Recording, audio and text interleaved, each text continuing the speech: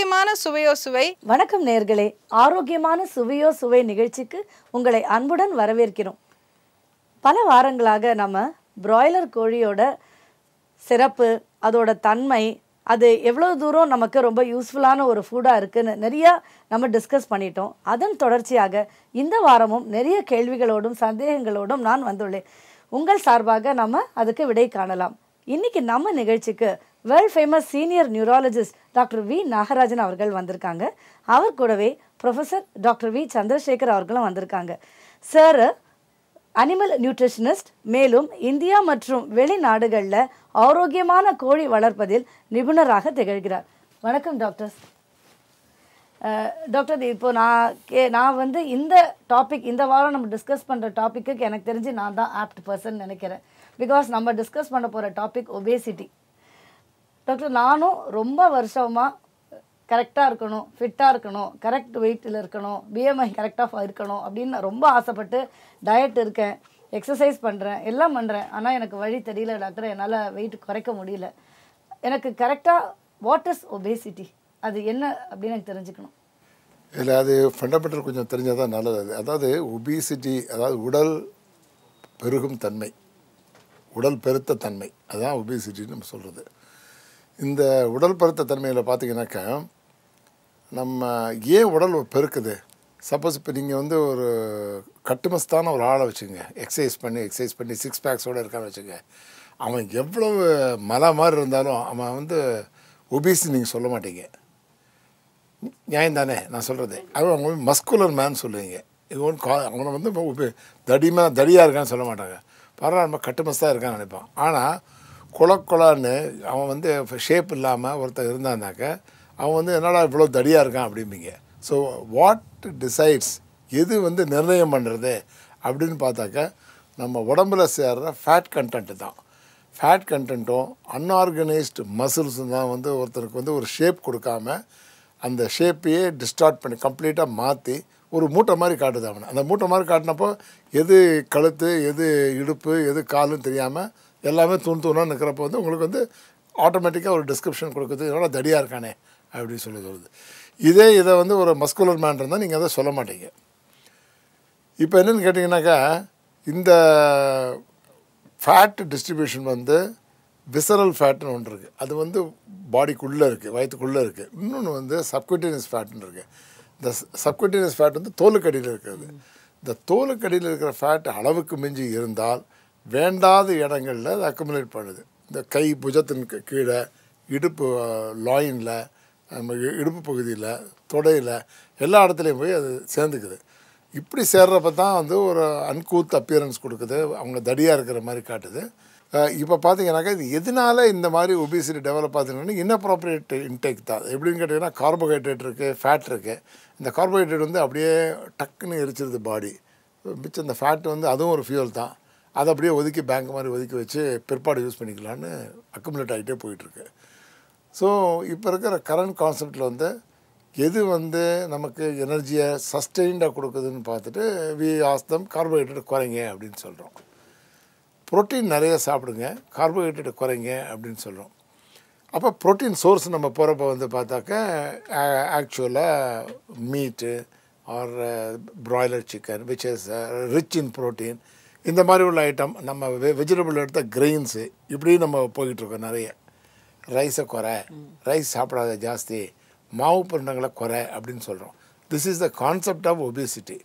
இப்போ வந்து நம்ம question of coming to food, எந்த ஃபுட்டில் வந்து ப்ரோட்டீன் ஜாஸ்தி இருக்குதுன்னு பார்த்தாக்கா திருப்பியும் பார்த்தா நம்ம பிராய்லர் சிக்கனுக்கு வரோம். இட்லி, நம்ம சாதாரண சாப்பிட்ற இட்லியில் வந்து அந்த உளுந்து நிறைய இருக்கிறனால அதில் ப்ரோட்டீன் ஜாஸ்தி இருக்குது. Idli is a very balance food. Dosa சாப்பிட்டோம்னாக்கா அதுவும் ஒரு பேலன்ஸ் ஃபுட்டு, பிகாஸ் ஃபேட்டும் இருக்குது, இதுவும் இருக்குது, எல்லாமே ஒரு பேலன்ஸ் ஃபுட்டாக இருக்குது.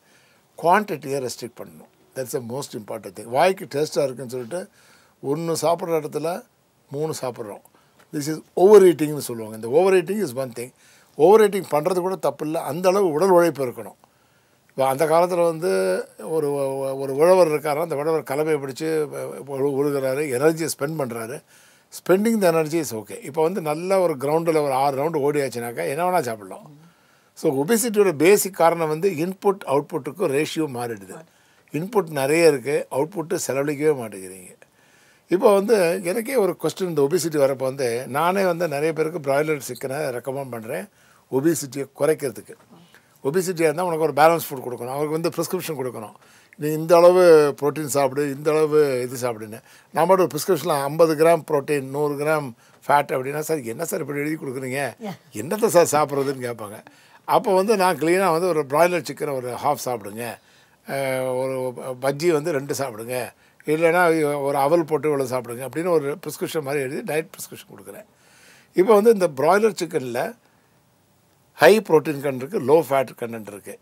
இது எப்படி சார் மாடுலேஷன்? இப்போ சார்ட்ட ஒன்று கேட்க வேண்டிய கேள்வி வந்து என்னென்னா, இந்த மாடுலேஷன் எப்படி வருது? அதாவது ஒரு பிராய்லர் சிக்கனில் வந்து இப்போ நீ ஆக்சுவலாக கண்ட்ரி சிக்கன் எடுத்திங்கன்னா, கண்ட்ரி சிக்கனில் ஃபேட் கண்டென்ட் ஜாஸ்தி, அதனோட பிரஸ்ட் மீட்டில் லெஸ்ஸாக இருக்குது ஃபேட்டு, பட் ஃபேட் இருக்குது. பட் பிராய்லர் சிக்கனில் நீங்கள் ஃபேட்டே கொடுக்குறது இல்லையா, இல்லை ஃபேட்டு அதில் ப்ரொடக்ஷனே இல்லையாங்கிறது எனக்கு ஒரு டவுட். அதை கொஞ்சம் ரிக்வஸ்ட் டு நீங்கள் கொஞ்சம் சொன்னீங்கன்னா நல்லாயிருக்கும். அது பிராய்லர் சிக்கனில் ஃபேட் கொடுக்குறது, பிராய்லர் ஃபீட்டில் ஃபேட் பார்த்தீங்கன்னா கிட்டத்தட்ட 7% 8% ஃபேட் மெயின்டைன் பண்ணுவோம் சார். அந்தளவுக்கு ஆயில் நாங்கள் உபயோகப்படுத்தணும். அப்போ தான் அதுக்கு வேண்டிய அந்த எனர்ஜி, அந்த வேகமான வளர்ச்சிக்குரிய எனர்ஜி அது கிடைக்குது. ஏன்னா இது அந்தளவுக்கு கொடுக்கலன்னா, இவ்வளோ ஃபேட் கொடுத்தும் ஏன் அந்த ஃபேட் அங்கே வரலைங்கிறதுக்கு காரணம் என்னென்னா, அந்த அமினோ ஆசிட் பூரா அதுக்கு வந்து மசில் க்ரோத் எவ்வளோ வேணுமோ அந்த க்ரோத்துக்கு டேலி பண்ணி நாங்கள் வந்து அதுக்கு ப்ரொப்போர்ஷனாக எவ்வளோ எனர்ஜி வேணுமோ அது கொடுக்குறோம். அப்போ எல்லா அமினோ ஆசிடும் போய் மசில் ஆகணும். ஸோ நீங்கள் நான் கொடுக்குற அந்த அதிகமான ஃபேட்டு எல்லாமே எனர்ஜியாக மாறி அந்த ப்ரோட்டீன் அது வந்து ப்ரோட்டீனாக டெபாசிட் ஆகிறதுக்கு தான் வழி பண்ணுது. இதே இது வந்து நாங்கள் இப்போ அந்த இம்பேலன்ஸ்டாக கொடுத்துட்டோம். நீங்கள் எப்படி சொன்னீங்களோ இம்பேலன்ஸ்டாக எப்படி கொடுக்குறீங்களோ அந்த மாதிரி நாங்கள் கொடுத்துட்டோம்னா மீதி இருக்கிற ஃபேட் வந்து மீதி இருக்கிறது ஃபேட்டு விசரல் ஃபேட்டாக போய் டெபாசிட் ஆகிடும். அந்த எனர்ஜி வந்து அதிகபட்சமாக உபயோகப்படாத எனர்ஜி வந்து செலவு பண்ண முடியாது, கோழி எக்ஸசைஸும் பண்ண முடியாது, அது போய் விசரலாக உள்ளார வந்து ஃபேட்டாக இருக்கும். நாங்கள் அந்த ஏன் ஃபேட் இல்லை ஓப்பன் பண்ணும்போது ஃபேட் ரொம்ப குறைஞ்சபட்சம் மினிமம் இருக்கிறது காரணம்னா அதை அப்படி பேலன்ஸ் பண்ணிவிடுவோம். எவ்வளோ அமினோ ஆசிட் கொடுக்குறோமோ அந்த அமினோ ஆசிடுக்கு வேண்டிய எனர்ஜி கரெக்டாக தான் கொடுப்போம். அந்த அமினோ ஆசிட் பூரா போய் ப்ரோட்டீனாக மாறி மசாலாக மாறணும். இதுதான் அதோடைய சீக்ரெட் சார். அதில் கொஞ்சம் அந்த பேலன்ஸில் கொஞ்சம் தவறுனா கூட எங்களுக்கு ஃபேட்டு உள்ளார வந்துடும். இதில் வந்து கன்சியூமர் அப்ஜெக்ஷன் ரொம்ப ஏன்னா இப்போ இந்த காலத்துலலாம் ஃபேட்டை பற்றி எல்லாமே நல்லா தெரிஞ்சு வச்சுருக்காங்க. அந்த கட்டிங் சென்டர்லேருந்து கம்ப்ளைண்ட் வந்துடும், சார் இந்த வாட்டி கோழி வந்தது பூரா எல்லாம் ஒரே கொழுப்பாக இருக்குது அப்படின்னு எங்களுக்கு அப்ஜெக்ஷன் வந்துடும். அதை வந்து நாங்கள் வந்து ஒவ்வொரு சமயம் அந்த பேலன்ஸ் பண்ணி மெயின்டைன் பண்ணிகிட்ருக்கோம். அப்படி பண்ணலன்னா அது இந்த பிரச்சனை வரும் சார். இப்போ பிராய்லர் இப்போ பார்த்தீங்கன்னாக்கா பிராய்லரில் வந்து ஆல்மோஸ்ட் வெரி லோ ஃபேட். அந்த லோ ஃபேட்டு கூட ஃப்ரீ ஃபேட்டி ஆசிட்ஸ் ரொம்ப கம்மி அண்டு கொலஸ்ட்ரால் 0. தைரியமாக சாப்பிட்லாம். ஹார்ட் பேஷண்ட் கூட சாப்பிட்லாம் தாராளமாக. டயபிட்டிஸ் பேஷண்ட் சாப்பிட்லாம், எல்லாருமே சாப்பிடலாம். உடல் மெலிய நினைக்கிறவங்க, ஃபேட்டே சேராதுன்னு கூடாதுன்னு நினைக்கிறவங்க தாராளமாக சாப்பிட்லாம். ஆனால் அந்த பிராய்லரையே வந்து திருப்பியும் ஃப்ரை பண்ணி சாப்பிட்றத அங்கே அவாய்ட் பண்ணணும். இப்போ பிராய்லர் சிக்கன் எடுத்துட்டிங்கன்னா தட்ஸ் ஒரு உடல் மெலியணும்னு அப்படின்னு நினச்சாருனாக்கா அது வந்து ஒரு ஐடியல் ஃபுட்டாக நான் கன்சிடர் பண்ணுறேன். ஏன்னு கேட்டிங்கனாக்கா அதில் இருக்கிற கொலஸ்ட்ரால் மிக மிக குறைவு, அதில் இருக்கிற ஃபேட்டும் ரொம்ப கம்மி. நீங்கள் சொல்கிற மாதிரி எப்போயாவது இருக்க வரலாம் இருந்துச்சு, பட் ஜென்ரலாக ஃபேட் இஸ் ரொம்ப லோ. பட் கார்போஹைட்ரேட்டும் அதில் ரொம்ப குறைவு. ஆனால் எது ஜாஸ்தியாக இருக்குன்னா ப்ரோட்டீன் ஜாஸ்தியாக இருக்குது. ஸோ ஒரு ப்ரோட்டீன் காம்பனண்ட்டை மாத்திரம் ஒரு வேணும்னாக்கா அவங்க வந்து இப்போ நீங்கள் மில்கில் கூட இந்த ப்ரொப்போர்ஷன் கிடைக்காது. டீஃபேட்டட் மில்கில் வேணால் அந்த ப்ரொப்போர்ஷன் கிடைக்கலாம், இல்லைன்னா இந்த ப்ரொப்போர்ஷன் கிடைக்காது. ஸோ உடல் மேலேயே ஆசைப்படுறவர் அதே சமயம் அவங்க சாப்பிடணும்னு ஆசைப்பட்டாங்கனாக்கா ஐடியல் திங்ஸ் வந்து எப்படின்னு கேட்டிங்கன்னா இந்த மாதிரி ஸ்டீம்டு ஃபுட்ஸு, ஸ்டீம்டு பிராய்லர் இதெல்லாம் அவங்க சாப்பிட்டு வந்தாங்கனாக்கா அவங்களுக்கு சாப்பாடும் நல்லாயிருக்கும், நம்ம உடலும் மெலிஞ்சிக்கிட்டே வரும். அதோடு கூட அவங்க சைமல்டேனியஸாக ஒரு எக்ஸசைஸும் பண்ணிட்டு வந்தாங்கனாக்கா over a period of 6 months நிறைய வெயிட் குறைய வாய்ப்பு இருக்குது. மாதம் கொஞ்சம் குறையும். ஒரே நாளில் நீங்கள் வந்து ஸ்லிம் ஆகிட முடியாது. ஸ்டெப் பை ஸ்டெப்பாக நீங்கள் குறைக்கிறோம். ரெண்டாவது அக்குமுலேட்டட் ஃபேட் இருக்குது பார்த்தீங்களா, பாடியில் வந்து அக்குமுலேட்டட் ஃபேட்டை எப்படி குறைக்கிறதுன்னு கேட்டிங்கனாக்கா ட்ரக்ஸ்னால பண்ண முடியாது. சில டயத்தில் வந்து எக்ஸசைஸ் பண்ணால் அது மொபிலைஸ் ஆகிறதுக்கு வாய்ப்பு இருக்குது. அதுவும் மொபிலைஸ் பண்ண முடியலன்னா லைப்போசெக்ஷனுங்கிற முறையில் அதை எடுக்க வேண்டியது வேறு வழியே கிடையாது அது. ஏன்னா அது லைப்போசெக்ஷன் எடுத்தாங்கன்னா அந்த தோல் வந்து தொளன்னு ஆகிடும். அதனால் வந்து திருப்பி பிளாஸ்டிக் சர்ஜரி பண்ணி அதை வந்து ரெக்டிஃபை பண்ணணும். ஆனால் மொபிலைஸ் ஆகிறதுக்கு ரொம்ப வாய்ப்பு இருக்குது. எக்ஸசைஸ் பண்ணால் கொஞ்சம் கொஞ்சமாக மொபிலைஸ் ஆகி இந்த கண்ட இடத்துல சேகரித்ததெல்லாம் வந்து ஒரு யூனிஃபார்ம் ஷேப்புக்கு கொண்டு வரும். இப்போ வந்து இன்னொரு கான்செப்ட் என்னென்னு கேட்டிங்கனாக்கா, சில இன்சுலின் டயபெட்டிஸ்காரங்களுக்கு இந்த மாதிரி ஒபிசிட்டி சேர்ந்துச்சுனாக்கா இன்சுலின் ரெசிஸ்டன்ஸ்னு வந்துடுது. அவங்களுக்கு இந்த விசரல் ஃபேட்டு ஜாஸ்தி இருந்தாக்கா இந்த இன்சுலின் ரெசிஸ்டன்ட் வந்துடுது. அதையும் இப்போ கண்டுபிடிக்கிறாங்க. அப்படிப்பட்ட ஆட்கள் கூட வி ரெக்கமெண்ட் ஃபார் அவங்க சிக்கன் சாப்பிடணுன்னாக்கா நீங்கள் ப்ராய்லர் சாப்பிடுங்க. ரெகுலர் சிக்கன் சாப்பிட்டிங்கன்னா அதில் ஃபேட் கண்டென்ட் கூட இருக்குது, அதனால் நீங்கள் டேஸ்ட் நினச்சி சாப்பிட்றாங்க, நாங்கள் ஓப்பனாகவே ப்ரிஸ்கிரிப்ஷன் கொடுக்குறோங்க. அதை அதான் அந்த ரெகுலர் சிக்கனில் நீங்கள் சொல்கிற மாதிரி அந்த நாட்டுக்கோழியில் ஃபேட் அதிகமாக இருக்கிறதுனா அது பேலன்ஸ் ரேட் சாப்பிட்றதில்ல, எதுக்கு இருக்குதோ அதை சாப்பிட்டுக்கிட்டு இருக்குது. அதனால் வந்து அந்த இதில் கொஞ்சம் கூட தான் ஃபேட் இருக்கும். அது உடைய தகவல் வந்து மிகவும் சரியானது. அதாவது இது ஒரு கண்ட்ரோல்டு நியூட்ரிஷன். ப்ராய்லருக்கு வந்து ஒரு கண்ட்ரோல்டு நியூட்ரிஷன் உண்மைதான். அண்ட் இந்த கண்ட்ரோல் நியூட்ரிஷனில் வர பெனிஃபிட்டை வந்து நீங்கள் ஹியூமன் பீயிங்க்கு என்ஜாய் பண்ண கொடுக்குறீங்க. That is very important. Doctor, இப்போ இந்த உடல் ஒபேசிட்டின்னு பேசும்போது கூடவே ரிலேட்டடான ஒரு டாபிக், இந்த பேலியோ டயட்டுன்னு இப்போது வேர்ல்டு ஃபுல்லாக அது ரொம்ப பரவிட்டு இருக்குது. அப்போ அதில் என்னோடய ஃப்ரெண்டு சொன்னாங்க, இழைக்கணுன்னாக்கா நீங்கள் வந்து வெஜிடேரியன் ஒன்றால் அது பண்ண முடியாது, ஏன்னா பேலியோ டயட்டில் வந்து மெயினாகவே வந்து இந்த சிக்கன் நாங்கள் யூஸ் பண்ணுறோம், ஸோ நான் வந்து ப்ராய்லர் சிக்கன் தான் சாப்பிட்றேன் அப்படின்னு சொல்லிட்டு கண்ணு முன்னாடி நான் பார்க்குறேன் நல்லா குறைஞ்சிட்டு வந்தேன். மாதத்துக்கே ஒரு 5-6 கிலோ நல்லா குறைஞ்சிட்டு வந்தால் அவசரம். எனக்கு முட்டி வலி இருந்தது, நிறைய ப்ராப்ளம்ஸ் இருந்தது, டயபெட்டிஸ் இருந்தது, எல்லாமே போய் நான் ரொம்ப ஃபிட்டாக இருக்கேன்னு என்னால் கண்ணால் பார்க்க முடியுது.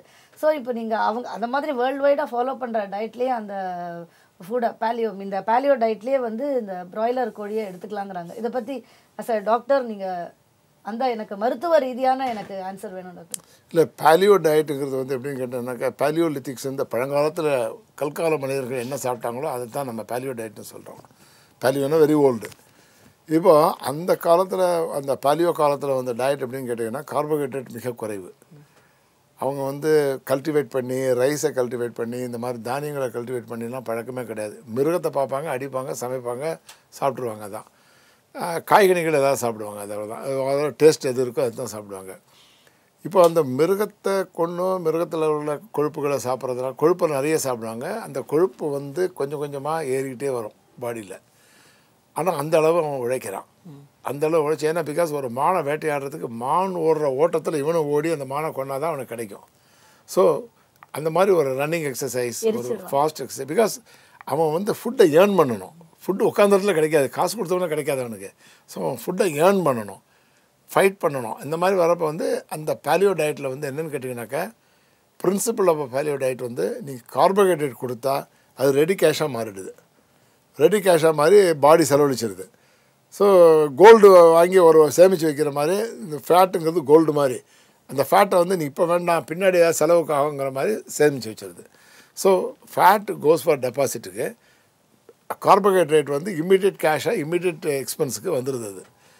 ஸோ இப்படியே வந்து ஒரு தப்பு கணக்கு போடுதுன்ட்டு பேலியோ டயட் கான்செப்ட் எப்படி டெவலப் ஆச்சுனாக்கா, நீ கார்போஹைட்ரேட்டை சாப்பிடாத, மாவு சத்தை சாப்பிடாத, ஃபேட்டை சாப்பிடு அப்படின்னு சொல்கிறாங்க. இந்த ஃபேட்னால் வந்து ஹார்ட்டுக்கு ப்ராப்ளம் வராதுன்னு அவங்க கான்செப்ட். இந்த என்ன விதமான ஃபேட்டு சாப்பிடுங்க, எப்படி வேணாலும் சாப்பிடுங்க, ஃபேட்டை சாப்பிட்டு வந்தீங்கன்னாக்கா சஸ்டெயின்டு எனர்ஜி அதிலேருந்து உங்கள் பாடி எடுக்கும். அப்போ வந்து உங்கள் சப்குட்டேனியஸாக சேர்கிற கன்னடங்கள் சேராது, உங்கள் பாடி மெயின்டைன் ஆகும் அப்படிங்கிற கான்செப்ட் தான் பேலியோ டயட்டில். பட் பேலியோ டயட்டில் ப்ரோட்டீன் கிடையாது. அந்த protein is supplemented by broiler.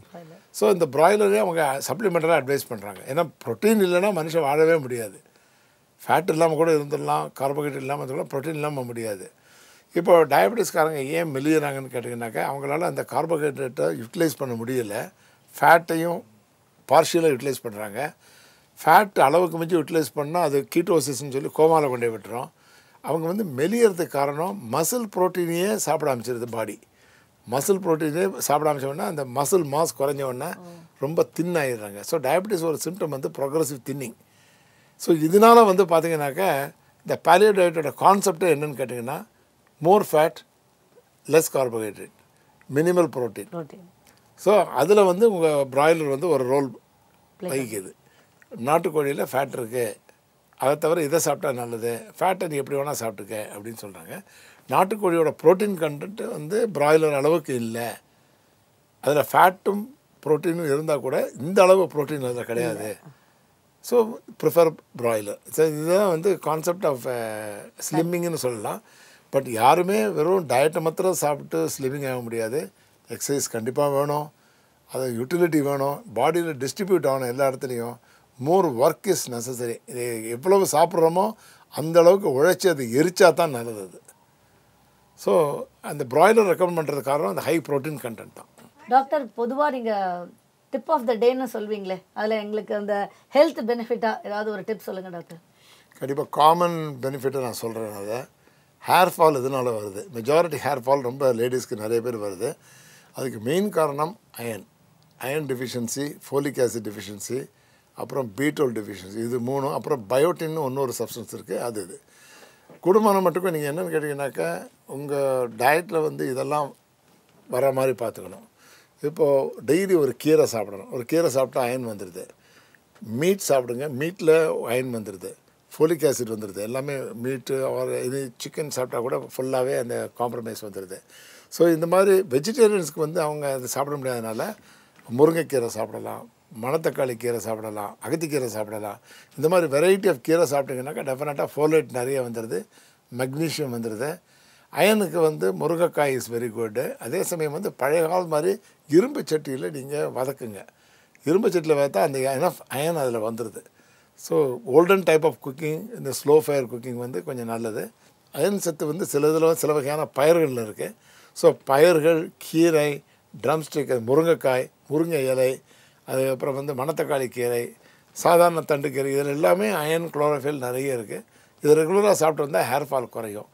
நீங்கள் டானிக்கோ அது ஹேர் ஆயிலோ ஏதோ ஸ்பெஷலாக போட்டால் பிரயோஜனமே கிடையாது. பிகாஸ் ஸ்கின்னுக்குள்ளே அது போகவே போகாது, மேலாக உட்காண்டிருக்கும். அவ்வளோதான்.